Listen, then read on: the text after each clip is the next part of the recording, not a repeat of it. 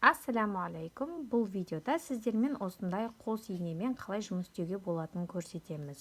Дәл осындай иненің көмегімен неше түрлі обработка жасауға болады. Бұл бізде міне имитация распашивального шва деп аталайды. Яғни бір тігістің орнына қос тігіс жүргізіліп отырады. Астарымыз біздің осындай зигзаг тәріздес және де әртүрлі трикотажды өнімдердің астын обработка жасауға болады. Яғни өңдеуі жеңіл. Сондай-ақ мынау менде трикотаж пенье двухнитка. Бұл матаны көріп жүрдіңіздер. Астары міне осындай болып шығады. По-моему, өте әдемі болып шығады және де тігісіміз созылады. Бұл деген трикотаж матасы үшін үлкен плюс. Қазір біз машинкаға инемізді орнататын боламыз. Ол үшін ең бірінші біздің оның алдындағы тұрған инемізді бекітіп аламыз. Енді осы инемізді жоғалтып алмас үшін бөлек бір жерге қадап қою қажет.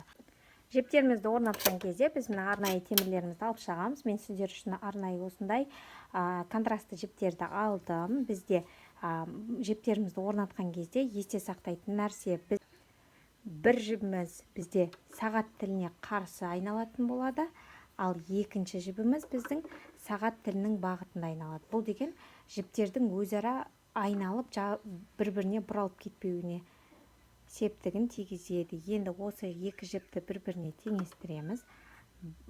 Қалған жерде бір жіпті заправка жасаған сияқты дәл солай бастайсыздар. Мінекей әр жерде өзінің стрелкалары болады. Сол стрелкалардың көмегімен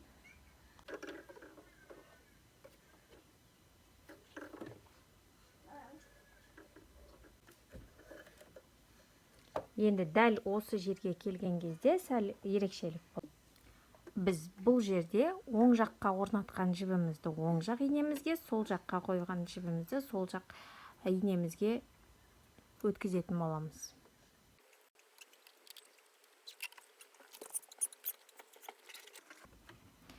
Мінекей заправка жасадық, енді тігісімізді бастай берсек болады. Ол үшін біз әдеттегідей бөлек лоскут мата аламыз.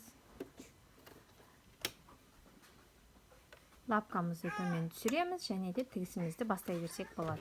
Бисмилля.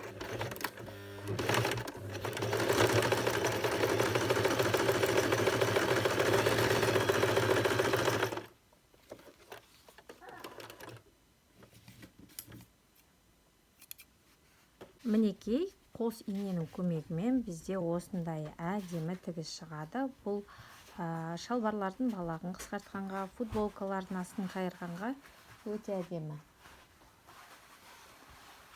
Астары осындай болып шығады. Ал енді дәл осындай етіп трикотаж матасын қалай өңдеуге болатынын көрсететін боламын. Мынау менде міне бір жағы қиылған, осы тігісіміз бізде беткі жағынан жүретін болады. Қайырып дайындап аламыз. Осы жерде инемен бекітіп алсаңыз болады. Қай жеріңізге тігіс жүретінін және де тігісімізді дайындаймыз. Мінекей мен бекітіп дайындап алдым. Қазір осы жерден қос инемен тігіс жүргіземіз. Мінекей мен инемен бекітіп алдым. Енді тігісімізді жүргіземіз.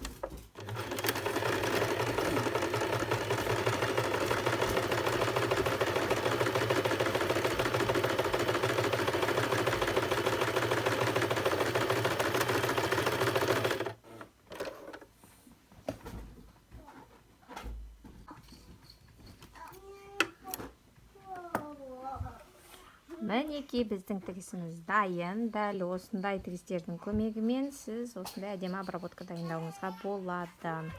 Астарымыз міне осындай. Мына жақта сары, мына жақта қара жіп. Егер де видео ұнаған болса, міндетті түрде каналға тіркеліп, лайк басуды ұмытпаңыз. Бұдан да басқа пайдалы видеоларды салатын боламын.